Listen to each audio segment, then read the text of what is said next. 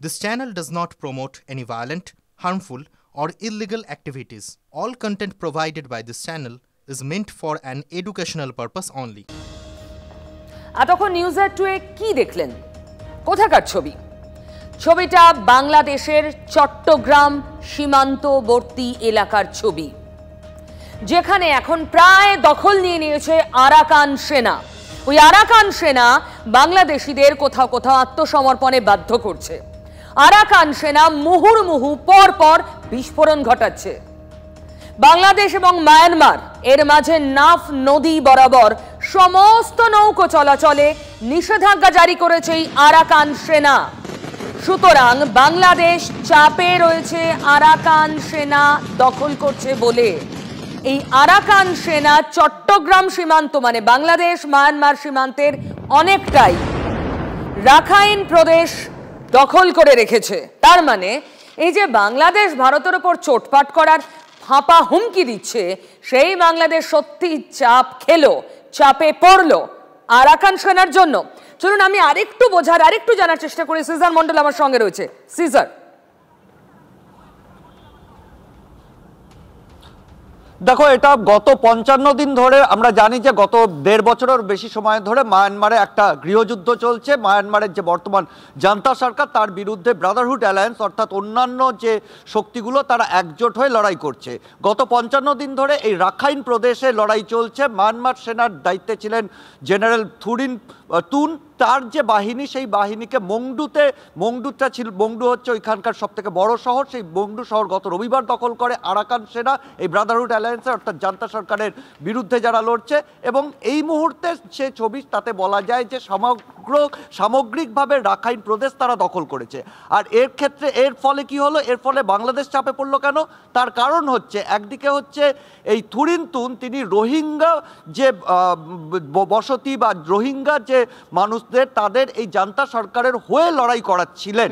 এই আরাকান সেনা এই এলাকা দখল করার ফলে সেই রোহিঙ্গারা এখন পালিয়ে যাচ্ছে। পালিয়ে তাদের নিয়ারেস্ট গন্তব্য ডেস্টিনেশন হচ্ছে বাংলাদেশ। সেই দিক থেকে রোহিঙ্গা অনুপ্রবেশ এবং রোহিঙ্গা শরণার্থীদের ভিড় এদিকে বাড়ছে। অন্যদিকে আরেকটা সম্ভাবনা রয়েছে, এই আরাকান আর্মি যেভাবে তারা সীমান্ত এলাকায় অগ্রসর হচ্ছে, সেখানে বাংলাদেশের নিরাপত্তার ক্ষেত্রেও কিন্তু বড় একটা প্রশ্নচিহ্ন আসছে। আর সেখানে দাঁড়িয়েই কোথাও কূটনৈতিক বিশেষজ্ঞরা তারা আরেকটা সম্ভাবনার কথা উল্লেখ করছেন। কারণ এই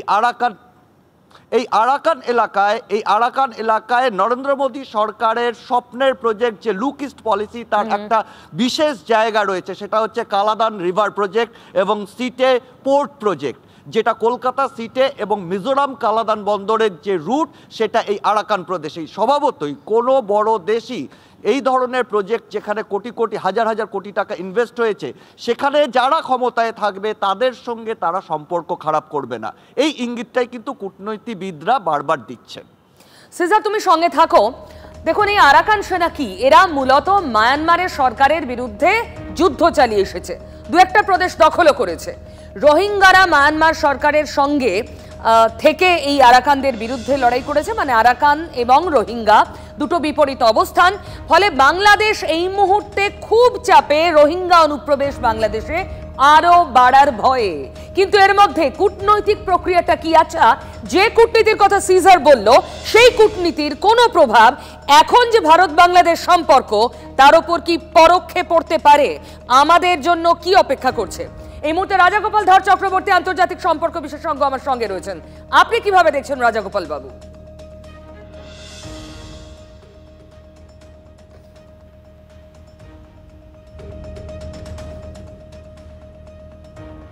রাজাগোপাল বাবু শুনতে পাচ্ছেন?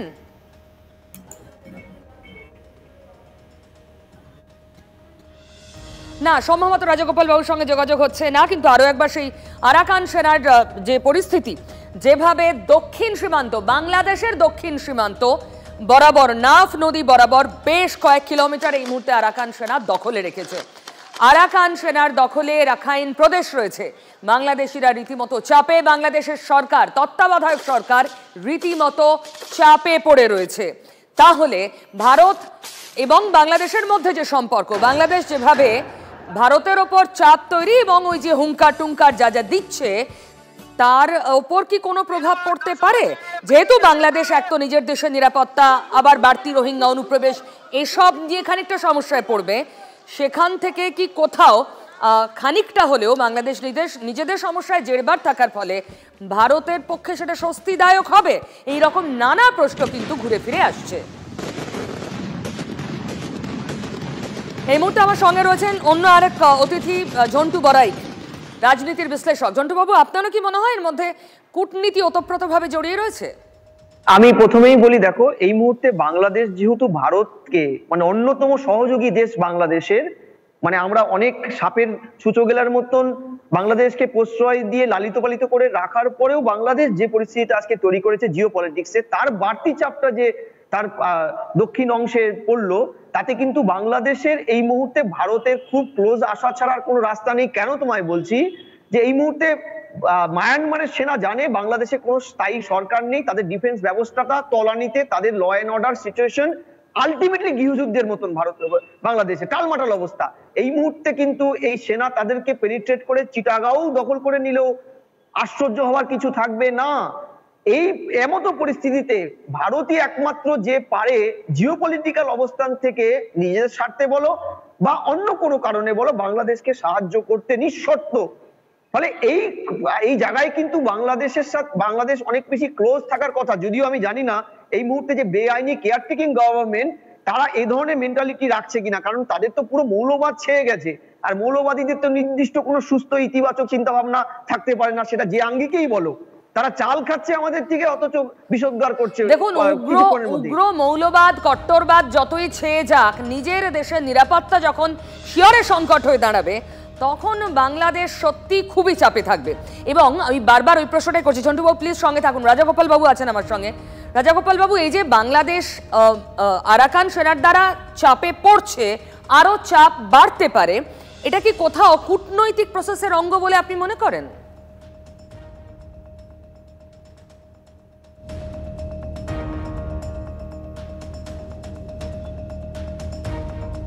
না, রাজাগোপাল বাবুর সঙ্গে আমরা যোগাযোগ করার চেষ্টা করছিলাম, কিন্তু কোনো কারণে যোগাযোগ হচ্ছে না। আরো একবার সেই ছবিগুলো আপনাদের দেখিয়ে দিই। আরাকান সেনা এই মুহূর্তে বাংলাদেশকে চাপে রেখেছে, কোনো সন্দেহ নেই। এর মধ্যে কূটনীতি থাক, এর মধ্যে কূটনীতি না থাক, বাংলাদেশের মাথা ব্যথার কারণ এই আরাকান আর্মি। তবে এর সঙ্গে সঙ্গেই সংখ্যালঘুদের ওপর নিপীড়ন সেখানে কিন্তু জারি রয়েছে, আর সেই ছবি আরো মারাত্মক। সেখানে কান্নাকাটি করছেন হিন্দু সহ সংখ্যালঘুরা। তাদের জোর করে মুচলেকা দিয়ে ধর্ম পরিবর্তন করানো হচ্ছে।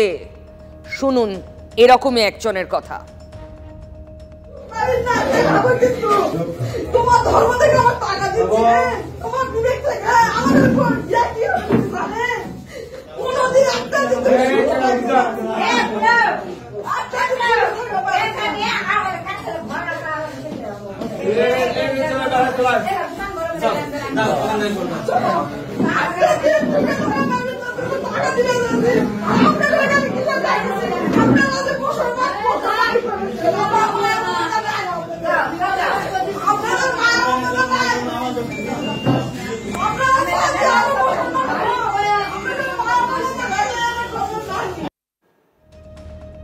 নিজের ধর্ম তো নিজের মায়ের মতো, জোর করে তা বদলে ফেলা যায়?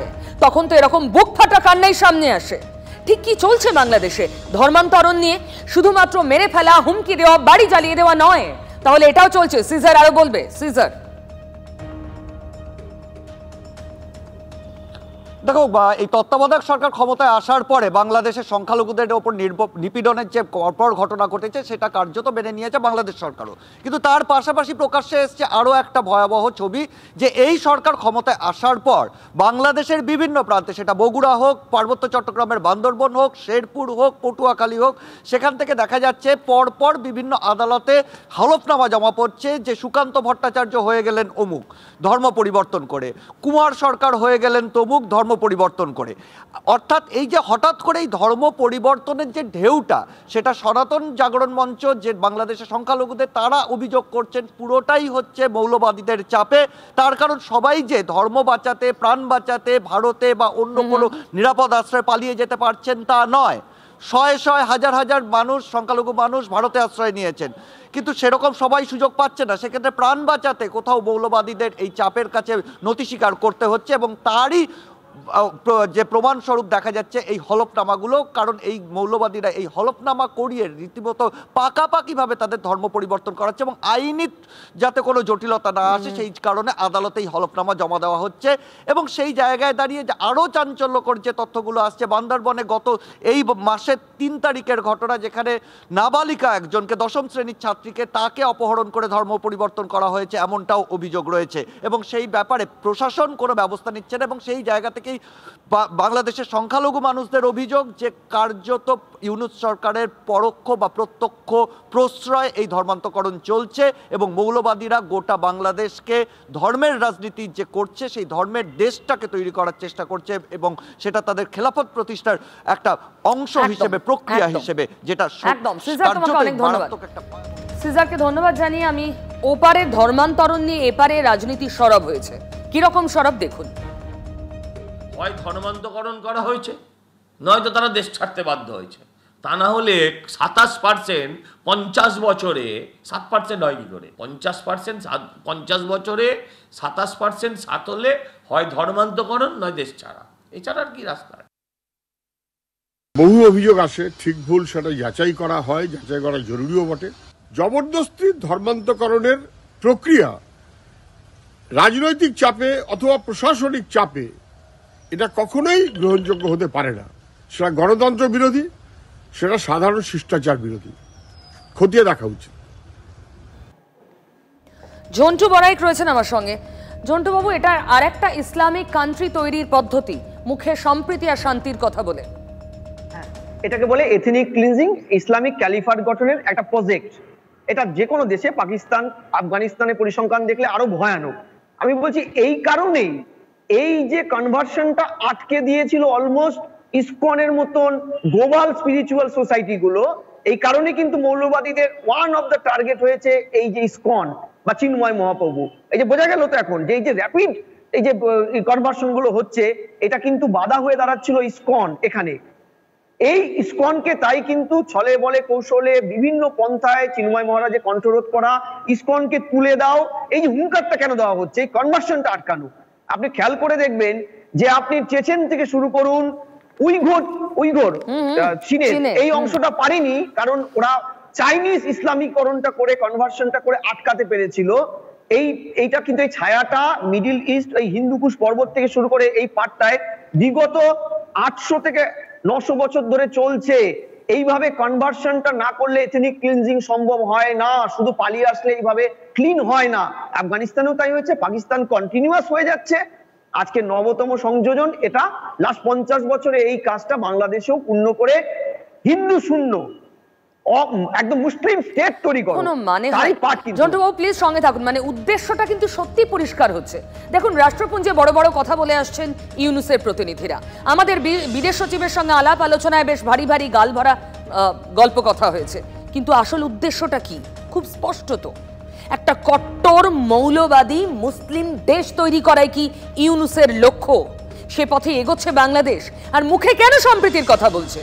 যা চায় সেটা পরিষ্কার করে বলছেন না কেন? চাপে, আন্তর্জাতিক দুনিয়ার চাপে। বাংলাদেশের দিকে আমাদের নজর রাখতেই হবে। তবে বাংলাদেশকে ঘিরে এদেশেও কিন্তু উথাল পাথাল হচ্ছে। একটু আগে এখানকার রাজনীতিবিদদের কথা শোনাচ্ছিলাম। তবে এখানে আরো একটা বিষয়, তৃণমূলের অন্দরের রাজনীতিতে ঢেউ উঠেছে। মমতা ব্যানার্জি হবেন ইন্ডি জোটের মুখ, কল্যাণ ব্যানার্জি বললেন, এখন সুদীপ ব্যানার্জি আজকে বলেছেন। দেখুন, দলের মধ্যে তো উঠছিল এই আওয়াজ। এর আগে আমরা দেখেছিলাম লালু প্রসাদ যাদব, অখিলেশ যাদব, শরদ পাওয়ার, তারাও কিন্তু মমতাকেই মুখ করার জন্য এগিয়ে এসেছেন, সোচ্চার হয়েছেন। ফলে তৃণমূলের নেতারাও বেশি বল পাচ্ছেন। সুদীপ কি বললেন একবার শুনুন। कांग्रेस जी लगातार प्रोटेस्ट कर रही है। आप लोग भी तो इंडिया ब्लॉक हम लोग अभी भी ये सोचता है कि मोदी का विकल्प कोई नाम आगामी दिन दूसरे में आएंगे तो हमारे ममता दीदी आएंगे। ममता बनर्जी हम लोगों को बता दिया हाउस चलना चाहिए, और बंगाल का बहुत समस्या है। दिल्ली सरकार बंगाल को रुपया नहीं देता। আমার সঙ্গে সৌরভ গুহ রয়েছে, আমি ওর সঙ্গে আরো কথা বলবো। সৌরভ, আমরা এর আগেও একসময় দেখেছিলাম মমতা ব্যানার্জি দেশের প্রধানমন্ত্রী হবেন, এরকম একটা রব দলের অন্দর থেকে তোলার চেষ্টা হয়েছিল। 2019-এর কাছাকাছি, 2024-এর আগেও আমরা সেটা দেখেছি। আবার দলের অন্দর মানে সর্বভারতীয় স্তরে তৃণমূলের ভেঞ্চার আবার শুরু হচ্ছে। পিউ, তুমি যে কথাটা বললে, 2014 সালে দিল্লি চলোর ডাক দিয়েছিলেন মমতা বন্দ্যোপাধ্যায় 21শে জুলাইয়ের মঞ্চ থেকে। তখন থেকেই কিন্তু এই আওয়াজটা দলের ভেতরে এবং তৃণমূল কংগ্রেসের একটা নীতি যে প্রধানমন্ত্রী হিসেবে মমতা বন্দ্যোপাধ্যায়কে দেখতে চায় তৃণমূল কংগ্রেসের কর্মীরা। যদিও মমতা বন্দ্যোপাধ্যায় বিভিন্ন সময় বলেছেন যে তিনি নরেন্দ্র মোদীর বিরুদ্ধে একটা জোট হলে তার অন্যতম একজন শরিক হতে চান, তিনি কোনো পদে আসতে চান না। কিন্তু আবারও আমরা দেখতে পাচ্ছি সামনে কোনো লোকসভা নির্বাচন না থাকলেও ইন্ডিয়া জোটের মুখ হিসেবে তাকে আবার সামনে আনার চেষ্টা চলছে এবং সেখানে অন্যান্য আঞ্চলিক দলগুলি তারা কিন্তু সওয়াল করছেন। এখন আঞ্চলিক দলের গুরুত্বপূর্ণ বর্ষীয়ান নেতারা সওয়াল করার, মমতা বন্দ্যোপাধ্যায়ের হয়ে সওয়াল করায় তৃণমূল কংগ্রেসের অন্দরেও আবার তৃণমূলের নেতারা খুব বেশি বেশি করে মমতা বন্দ্যোপাধ্যায়ের নাম বলছেন। তারা কি বলছেন? ছোট দল কিন্তু বড় মুখ। একসময় তৃতীয় বিকল্পের যখন কথা হয়েছিল, জ্যোতি বসুর দলও কংগ্রেসের মতো বড় দল ছিল না, কিন্তু জ্যোতি বসুর মুখটা অনেক বড় ছিল। সেই একই তুলনা তারা টানছেন মমতা বন্দ্যোপাধ্যায়ের ক্ষেত্রে। কিন্তু কংগ্রেস বনাম তৃণমূল কংগ্রেসের এই দ্বন্দ্বে আদতে ইন্ডিয়া জোট দুর্বল হয়ে যাবে না তো?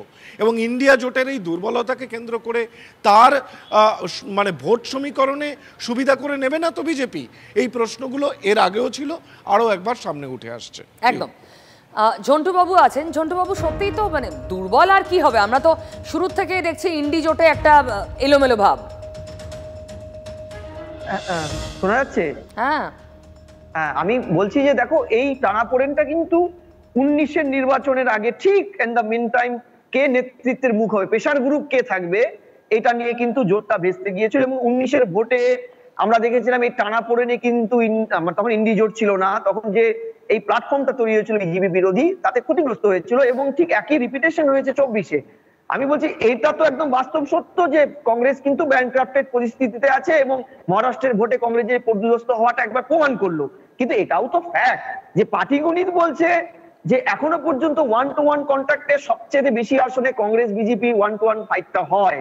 সেই জায়গায় গিয়ে মমতা যদি মুখও হয়, আমি বলছি যে সবকিছু যদি মেনেও নেওয়া যায়, নেতৃত্বের যে একটা ডাইনামিক ক্যারেক্টার যেটা ট্র্যাডিশনালি স্বাধীনতার পর থেকে কংগ্রেস, পার্টিগুলিতে কংগ্রেস এবং পরবর্তীকালে বিজেপি ভারতবর্ষের অধিকাংশ সংখ্যায় সিট দুজনে মিলে যোগ করলে হয়, বা লোকসভায় বিরোধী আসন বা যাই হোক, এটাই কিন্তু আমার মনে হয় ক্ষতিগ্রস্ত হবে এই জোটটা। ধরুন আঞ্চলিক দলগুলো এখন মমতা, কোনো সন্দেহ নেই। ঝন্টুবাবু, আপনাকে অনেক ধন্যবাদ। জোট তো ক্ষতিগ্রস্ত হচ্ছেই, তবে তৃণমূলের নেতারা ব্যস্ত রয়েছেন জাতীয় স্তরে ভেঞ্চার নিয়ে। তারা সেখানে কতটা ডালপালা মেলতে পারবেন, আর রাজ্যে কি হচ্ছে সে খোঁজটা কে রাখবে? মুখ্যমন্ত্রীকে বলা যায় ফোনে একটা হেল্পলাইন রয়েছে কোনো সমস্যা হলে রাজ্যবাসীর জন্য। সেই হেল্পলাইনে ফোন করেছিলেন জনৈক একজন, কিন্তু তারপর স্থানীয় লোকজন মানে তৃণমূলের লোকজন তাকে হুমকি দিয়েছে। মুখ্যমন্ত্রীকে ফোন, মুখ্যমন্ত্রী একটাকে মুখ্যমন্ত্রীতে ফোন। দেখুন দক্ষিণ 24 পরগনার বিষ্ণুপুরে কি হয়েছে।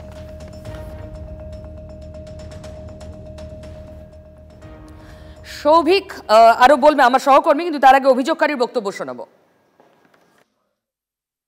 আমাকে প্রাণে মারার হুমকি দেয়। আমার বাড়িতে রাত 9টার সময় এসে মানে আমাকে চড়াওয়া হয় আমার বাড়িতে। কে? অভিজিৎ নস্কর, ওনার দলবল নিয়ে। অভিজিৎ নস্করটা কে? রেশন ডিলার, উনি হচ্ছে তৃণমূলের বুথ সভাপতি। সৌভিক আমার সঙ্গে রয়েছে। সৌভিক, তৃণমূলের বুথ সভাপতি হুমকি দিচ্ছেন কেন? হেল্পলাইনে ফোন করা হয়েছে? একদমই তাই। দেখো, এটা হচ্ছে বিষ্ণুপুর থানার অন্তর্গত কাষ্টমহল গ্রাম এবং এই গ্রামের যার বিরুদ্ধে মূলত অভিজিৎ নস্কর, তিনি বুথ সভাপতি বটেই, কিন্তু তিনি রেশন ডিলার এবং এই কাষ্টমহল গ্রামে তিনি রেশন সমস্ত সাধারণ মানুষকে দিয়ে থাকে। এবং এই যে ব্যক্তি অভিযোগটা করেছিল তার যেটা বক্তব্য যে এইখানে এই রেশন ডিলার কিন্তু ঠিকঠাকভাবে রেশন দিচ্ছে না। সেক্ষেত্রে কিভাবে দিচ্ছে? কম রেশন দেওয়া হচ্ছে, ওজনে গুণগত মান যথেষ্ট পরিমাণে খারাপ, এবং যেখানে রেশনে দেওয়ার কথা আটা, সেই আটার পরিবর্তে, অর্থাৎ যদি আমি 4টে আটার প্যাকেট দিয়ে থাকি সেক্ষেত্রে আটা না দিয়ে 2 প্যাকেট ময়দা দেওয়া হচ্ছে এবং সেটা নিতে বাধ্য হচ্ছে গ্রামবাসীরা। এবং এই ব্যক্তি তিনি কিন্তু একটি অভিযোগ করেন মুখ্যমন্ত্রী মমতা বন্দ্যোপাধ্যায়ের দপ্তরে ফোনের মাধ্যমে অভিযোগ করেন। যখন এই ঘটনা জানতে পারেন সেই সময় কিন্তু এই অভিজিৎ নস্কর যে রেশন ডিলার, সে গত 7 তারিখ রাত্রিবেলায় কিন্তু এই অভিযোগকারী যে ব্যক্তি তার বাড়িতে এসে চড়াও হয় এবং তাকে প্রাণনাশের হুমকি দেয়। এবং শুধু যে এই ব্যক্তি অভিযোগ করেছে এমনটা না, এই অভিজিৎ নস্করের বিরুদ্ধে কিন্তু মার্চ পিটিশন করা হয়েছে, গ্রামের বিভিন্ন মানুষ কিন্তু সেখানে সাইন করেছে এবং খাদ্য দপ্তরে অভিযোগ করা হয়েছে। যদিও আমরা অভিজিৎ বাবুর কাছে যখন যাই তখন তিনি বলেন যে তার বিরুদ্ধে সব অভিযোগ তোলা হচ্ছে সেগুলো সব মিথ্যে, তার ব্যবসাকে মানে গ্রামের লোকের আর কোনো কাজ নেই যে তিনি সবকিছু তার বিরুদ্ধে মিথ্যে মিথ্যে কথা বলবে। সৌভিক ধন্যবাদ, হাতে সময় নেই, শুনুন একবার ওই অভিজিৎ বাবু তৃণমূলের বুথ সভাপতি কি বলছেন। সত্যি কথা বলতে কি এখানে একটা রাজনৈতিকগত ব্যাপার চলছে এই এলাকাটায়। এরকম আমি পার্টির বুথ সভাপতি টিএমসি পার্টির, এখানে আমার সদস্যের সঙ্গে সেই ব্যক্তিগতভাবে বনিবনা হয় না, চক্রান্ত করে জোর করে কিভাবে ফাঁসানো যায়। গ্রামের সাধারণ মানুষ নিজেদের জীবন নিয়ে ব্যস্ত, তিনি ওর বিরুদ্ধে চক্রান্ত করতে যাবেন কেন? মুখ্যমন্ত্রী শুনছেন এসব। শেষ করব নিউজ এট 2, সঙ্গে থাকুন।